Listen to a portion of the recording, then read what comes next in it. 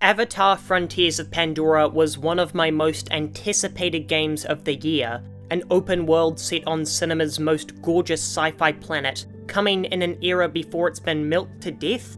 It sounded like a dream come true. There has been a lot of talk about how video games being adapted into other mediums are starting to see success, but no one is talking about how we can make more movies into video games. We turn games into movies to give them a wider audience, as not everyone can play video games, but everyone can watch a movie. So if a movie were to become a video game, then it should be a more niche story, or something that could only exist as a video game. Avatar: Frontiers of Pandora is taking the approach of let's just retell the movie in the video game. So we play as a child of two worlds who betrays the humans to fight with the Na'vi. So they've basically made a game where we play as Jake Sully. Who wants to play as Jake Sully? I really love both of these movies, but my god, the protagonist is the most boring, generic action hero guy ever. Why are you making a video game that is a watered-down version of the thing you're already adapting?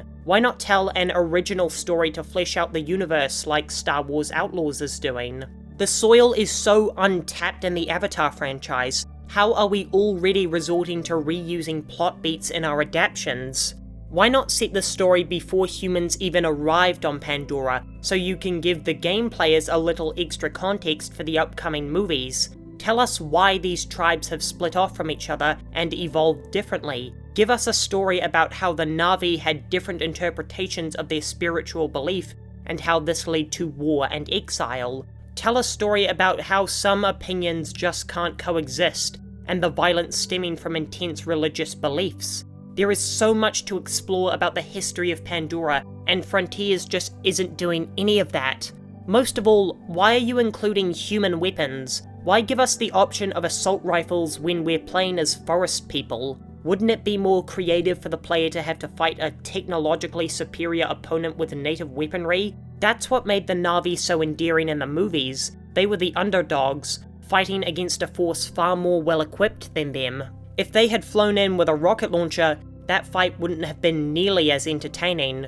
From what I can tell, the only unique thing about Avatar's shooting will be that you have a bow instead of a sniper rifle, and that the majority of fights will be fought with modern technology. Why not create some new Na'vi weaponry that makes combat more creative and thought-based? Look at the Avatar of video games, the Horizon franchise. A lot of fights with primitive weaponry against more advanced opponents. That feeling of David versus Goliath is present in every battle. If Aloy just had sci-fi weapons, the battles would just feel stale and evenly matched.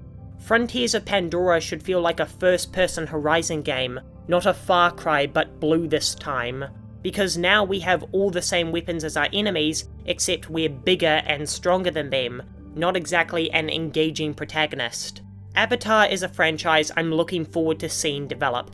It's a rich, untapped soil brimming with exciting entertainment to be mined from it, and yes, I do see the irony. For such a franchise brimming with possibilities, I wish that the first video game adaptation wasn't a retelling of the original film, with the potential for exciting gameplay ideas stolen away by human weapons.